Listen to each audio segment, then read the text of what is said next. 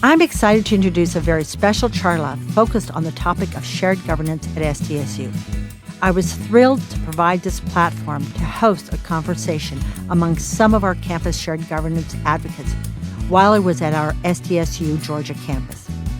If you don't know what shared governance is, you're about to find out. Shared governance is ultimately about trust, a value central to my leadership and our university. I am a shared governance advocate, and my hope is that you will be one too. Enjoy the charla. I want to thank everyone for joining us today. My name is Brittany Santos-Derrig, and I'm Adela's Chief of Staff, and I am thrilled to be facilitating this conversation, and I want to jump right in. So let's go around the table. Christian, why don't you start us off? Who are you, and why is shared governance important to you? Hello, my name is Christian Onwuka, fifth-year business finance major here at San Diego State. I'm the AS president for this 2019-20 academic year. And when it comes to shared governance, I think it's important that we're including student perspective in the conversations regarding what this university is doing moving forward, especially with the strategic plan, like progressing this next year, being able to sit at the table of administration and be the voice for students and make sure that everything that we're doing, there is a student focus and student input into the decisions that are being made. I think that's what makes shared governance so unique, especially when it comes to this campus. Because I have friends who are involved with student government at other schools, and they're like, oh, well, it's cool. Like, we do this, we do that. And I'm like, well, it's a whole different ball game here at San Diego State. And it's a good thing. I think it's good that we're putting this responsibility on our students to make sure that they're able to determine what their experience will look like. And the fact that we have been able to really assimilate student voice and student perspective into a lot of the major decisions regarding this university is what's going to allow us to continue to progress the way we have been progressing. I'm excited for the future. I'm excited for my brother to get here and have a whole different campus, but also a similar experience to where his voice is being heard, and he feels like he's welcomed here on campus. So that's why I feel like shared governance is important. I'm Rebecca Lewison. I'm a professor in biology, and I was one of the people, but as a number of us were, who were working to initiate and really coalesce the conversations around shared governance in 2017. I think what's exciting about today is that this is a really great opportunity to continue those conversations with a wider group of people. Hello, my name is Stephen Schellenberg. I'm a professor of geological sciences here at SDSU, started in 2002, and for the last about 6 years have been serving in the administration, currently as the Assistant Vice President for Educational Effectiveness. So over the years, I've served as a senator at large, many different roles within formal structure of shared governance through the University Senate. My name is Mark Wheeler. I'm a professor in the Department of Philosophy here at San Diego State, and I've been at San Diego State since 1995, and I've been engaged in shared governance of various sorts since then, through the Senate, through CFA, as chair at the Department of Philosophy, and glad to be here today. I was a part of the Shared Governance Working Group over the last year or so, and I'm pleased to see how that's matured, and this is one of the fruits of that process. It's great, and glad to be a part of this conversation. And my name is Bonnie Teague. I'm a staff member at San Diego State. I'm an alum. I have my undergraduate from business. I have been in Senate for almost 4 years. I'm still a staff senator and have previously served as an officer the last couple of years in Senate. My primary job is I work in the College of Sciences, and I'm appointment analyst, so I take care of all the faculty and staff in the College of Sciences, and I manage the budgets. I think what we're taking away is that shared governance is not new to San Diego State. Listening to the introductions, there is decades and decades of history of folks that are passionate about what shared governance means. I think it's been a part of the work that each of you have done in your role as faculty, as staff, as alums, as students. And what's been accomplished this year is crystallizing that into principles. I don't think that we've defined shared governance yet. So what are we talking about? Stephen? I would say it's sharing governance, which is really a short restatement of the question for a definition. But in a way, it really is. I mean, we're a very complex organization. We know who we serve, both in terms of our students and the broader community, but we have to work effectively through those things. And part of the spark for the conversation about some principles is that in our current university policy file, we refer to we will perform and our educational institution guided by the principles of shared governance, but there are no actual principles laid out.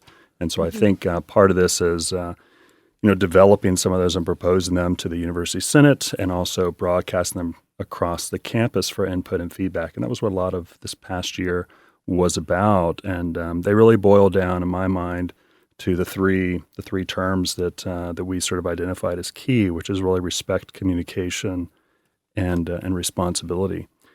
And so the place that you hear about shared governance, other than universities, oftentimes is in the healthcare and hospitals because there is a coordinated care. So we're here sort of serving our students, and we really have to coordinate across that. And coordination requires really those three things, those principles. One of the things I think that's so important as we think about what this is sometimes to think what it's not. One of the concerns people raise is, well, I have an opinion or I'm really invested, and so I express that opinion, and so ultimately a decision is made that maybe doesn't reflect the contribution that I might have made. It doesn't mean that shared governance doesn't happen, right? It means that many voices were heard. There were a lot of stakeholders and people, community members engaged, and ultimately a decision had to be made. And as long as we're able to hear those voices, respect the voices, communicate about decisions, and take responsibility for those decisions, that is shared governance. Yeah, and I think the main concept, the concept of trust, is truly fundamental, creating a culture, a climate of trust. Shared governance can be contrasted with the abuse of power, right? So if we think about sharing power and empowering members of our community to engage and collaborate and build towards a healthy community, the alternative would be an abuse of power where someone is subjected, oppressed, or otherwise put to the task without having a chance to put in their voice. So from a practical standpoint, the way I look at shared governance and try to live shared governance is through collaborating with my colleagues across campus, and sharing common practices. Could be simple common practices. It could be about policy, serving on committees so staff can have a voice in a process or a policy from the beginning, but also following through. So collaboration for me is key to having shared governance. And the Senate, I think, is one of the best long-standing living examples of an effort on the part of this community to share governance. And one way to embody the spirit of shared governance is to participate in the Senate. And there's nothing so exciting as coming to a Senate meeting, meeting the new senators, and engaging in a time-honored process of parliamentary discussion about what's most important in the general welfare of the university. Because that's the Senate's mandate, to consider the general welfare of our community and then deliberate and formulate policy and make counsel. So one of the things that we did last year in Senate is we held several lunches, and we invited members of the community from faculty and staff, from our auxiliaries to the different units, and it was a small groups of 20 to 25 people. It was a great way to engage a lot of different people that would not have an opportunity to connect. Mm-hmm. Yeah. Because they work across campus and different divisions and generally would not work together. So it was a great collaborative effort, and one way that I think was a shared governance win. I think it's a great point because it's really pointing to this, that shared governance is a process. It's not just a thing. You don't just do it once. And what you were just saying is that, and builds on Mark's point as well, we have a fantastic university Senate. And that's what's so important, I think, about it, is that it represents students and staff, faculty and administrators. And as important as the Senate is, it doesn't mean that shared governance stops outside of the Senate. It's absolutely. It has to be everywhere, right?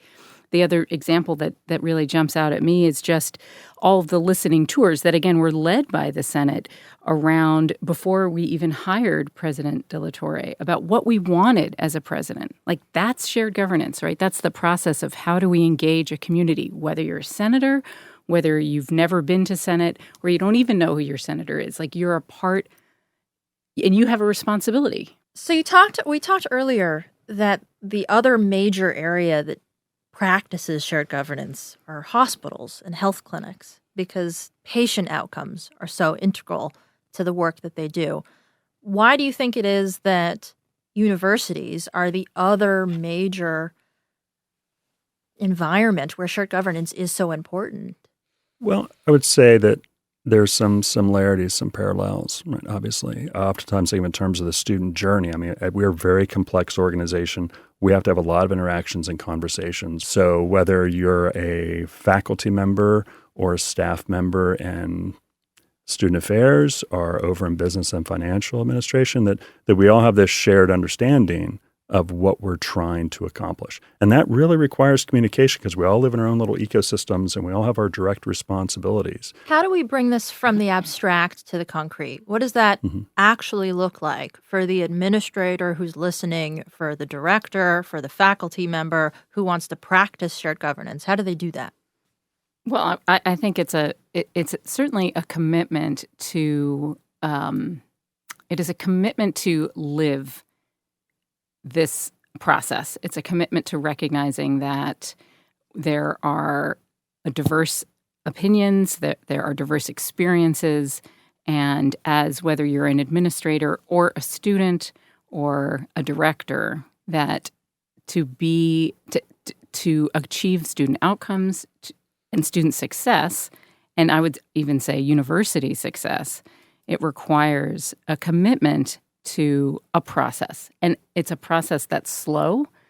You cannot rush it, or it can be slow, certainly. And I think that also requires, maybe one of the other pillars should have been patience, because I think, there's no instant recipe. And I think Mark made this point earlier, that what ultimately the enabling condition for communication and respect and responsibility is trust.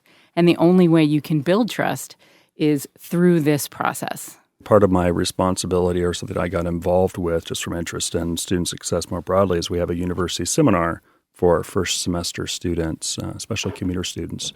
And that involved bringing in lots of other people. So we had faculty that we drew in. We had student affairs experts, staff coming in across divisions to sort of share this information to the students and engage those students in their own learning from the very beginning.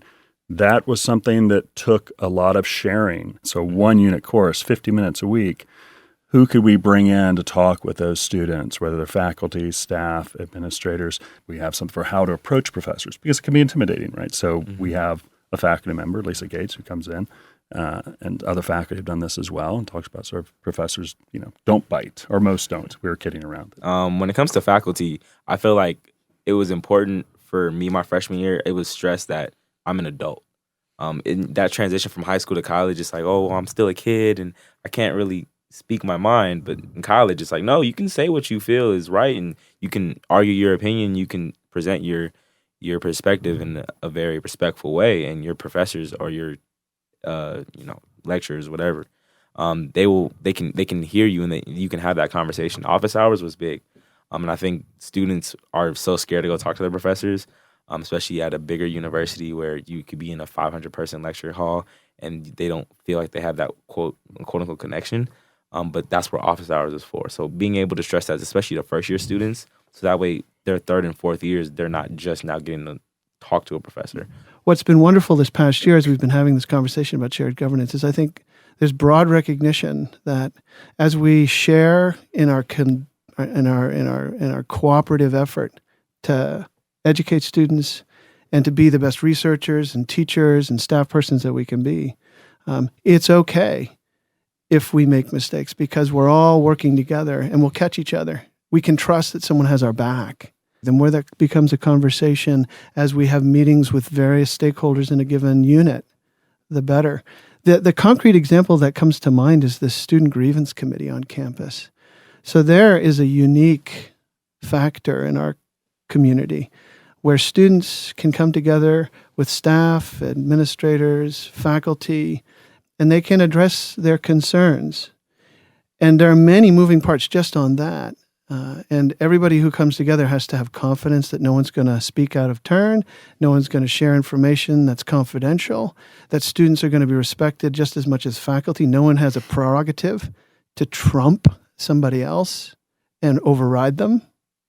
And I've been a part of that for a number of years, and I'm amazed at the quality of those conversations. Even when there is a bad actor on the stage, everybody else just comes together and works through that. Okay, so we realize that's happening. Let's see how we can stay in a shared governance model as we work past that towards justice. So past that example, what is the future of shared governance at San Diego State? What are some of the things and the changes that are on the horizon now that we have this document which sets out all of these principles and practices that we've come to understand as what shared governance is? Now, what's next? It's kind of hard to predict because you have to be flexible and you have to adapt to the time. How institutions can kind of get out of date is when they are so set in rules that they've made maybe 10 or 15 years prior, and they don't update these rules and update the connections of the conversations that should be happening. And that's where you get new people coming in and having some animosity toward how things are done or procedures and policies. So I'd say just the future of shared governance, it's so flexible and it's so, I don't want to say like sensitive, but it's not going to be set in stone. I think the way that we've been doing it, especially, in my years of being involved, has been really good. And us continuing to make sure that different stakeholders are being heard and their issues are being addressed and their concerns are being brought to the table. And then we also come up with a way to fix those concerns. I think that's the best way. But as the year goes on, as the years go on, if we identify a new group, making sure that they're that there's a representative at the table. If there's an issue that is transcendent amongst different departments, addressing those issues when they happen and not letting it kind of fester and gain momentum to where it can be a problem for many more departments or different parts of campus. So I'd say that's where shared governance is looking. I feel like we're doing a good job. Just want to make sure we keep on doing that. And then just making sure that the people coming in after, on the AS level, after this year, they understand that their responsibility. And we, as executive officers, train them to let them know you cannot be scared in this role. You can't hold your tongue and hope that you don't step on somebody's toes. No, you were elected in this position to do this job. So do it with a great intention and great seriousness and understand the impact that you're having, not only on yourself, not only on your team, but the 37,000 students that go to this campus and call this university home. It's a great way to think about it because I think it really is about affirming this part of who we are and what we do and our expectation that whether you're a new student or you're a new staff member or a new faculty member or you're a new administrator, and even with our new president, that like this is our code of conduct.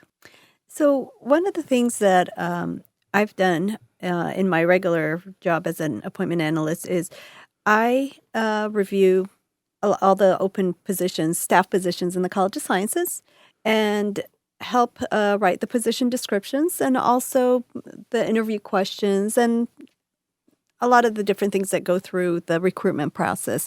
And so one of the things that I've added to our interview questions for new staff positions is, what is your experience with shared governance? Can you give an example?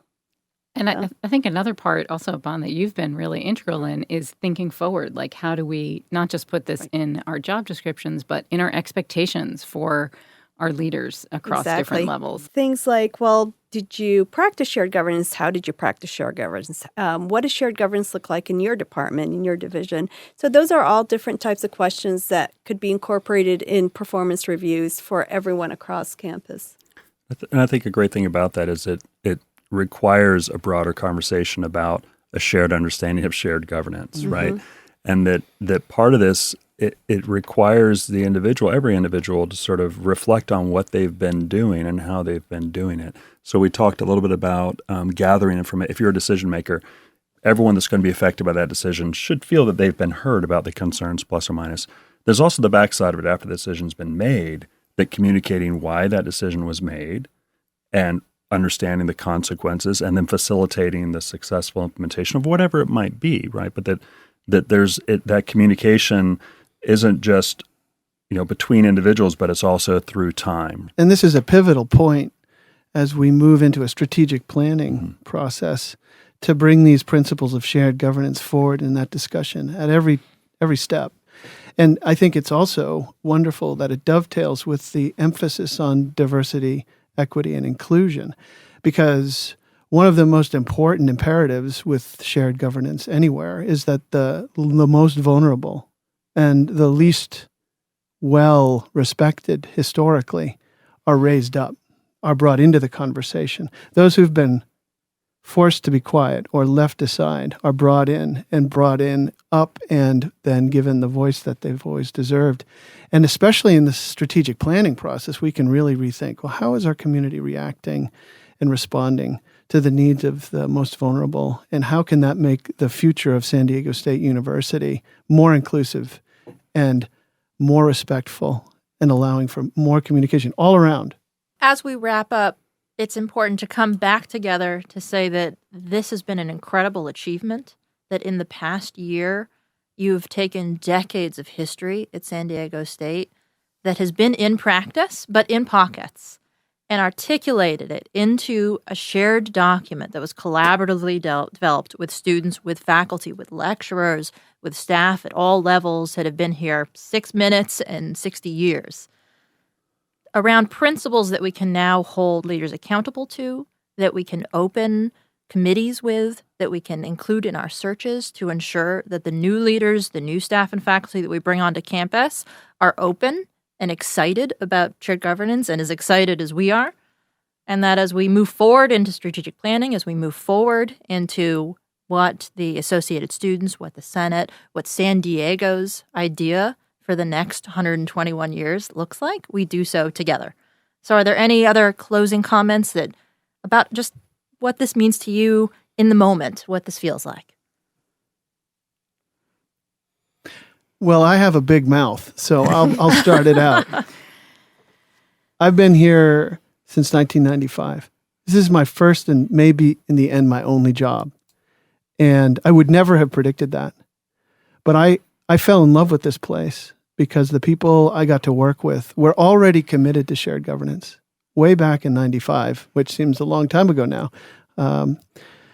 And the fact that we as a community are being intentional now about shaping ourselves even more forthrightly with respect to shared governance just makes me even more interested in the future of this institution and my time here. It's just wonderful. I'll coming from a student perspective, I'm excited to see the name of SDSU improve. And when I say that, when it comes to shared governance and having students have the experience of being able to facilitate these conversations and be a part of them, not only are we allowing them to have their voices be heard, but we're preparing them to do that in the next stage. Mm-hmm. And when you look at like quote unquote top universities like Harvard, Yale, what makes them so prestigious is that their alumni have done things like to change the world. And the fact that we're giving the students the opportunity to work on that now, so that way when they get into this next stage and they change the world in their own way, it only makes San Diego State look that much better. Because we're saying, yeah, we're training our students to consider all different perspectives and all people involved. That's why I'm excited to see, the shared governance continue to develop and continue to really thrive. Because it's only going to make our students better, which in turn makes San Diego State look better. One of the exciting things that we worked on last year is we had multiple open forums for Mission Valley. And it was exciting to see all the different people that came to the forum. Some were from on campus, some were off campus, community members, students, undergrad and grad students. And I had the opportunity to attend multiple sessions, and every one of them was just a little different and more ideas, newer ideas, different ideas, and emerge from every one of those open forums. So that was very exciting. And having the opportunity to engage the general public, that was exciting as well. Because San Diego State isn't just for the faculty, the staff, and the students. San Diego State is for San Diego. And it's always been for San Diego. So the community members are part of our fabric too.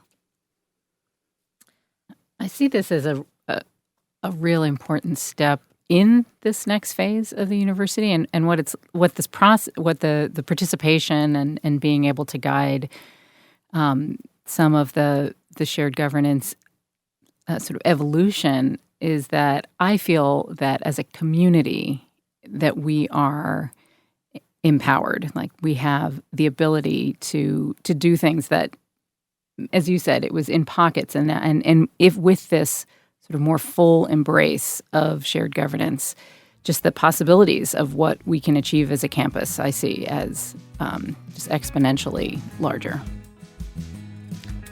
I want to thank everybody here for joining us. I also want to thank President De La Torre for giving us this platform, for talking about shared governance, and truly this is just the beginning, and we go forward together. Thank you, everyone. Fireside Charla is recorded at KPBS Studios. Our senior producer and managing editor is Maria Keckler. Our operations manager is Lisa Morissette. Original music and editing is by SDSU student Kevin Crick. And for their help and creative input, we give special thanks to Tom Carlo, John Decker, Perrette Godwin, Brittany Santos DeRee, Luis Murillo, LaMonica Everett Haynes, Joyce Gaddis, Michelle LeGrandeur, Kelly Woodhouse, Jeff Ernst, Scott Hargrove, Sean Haas, Ethan Garcia, Dan Montoya, Travis McCauley, Luke Wood, Colleen Garrity, James Tarbox, James Frazee, Corey Marshall, Pao Seychow, Rudy Arias, Uriela Vila Zuniga, Katie May, Angela Otis Bronner, Seth Malios, and to you for listening and sharing this podcast with others. Join the conversation at sdsu.edu/firesidecharla, and be sure to connect with President De La Torre on Twitter, LinkedIn, and Instagram.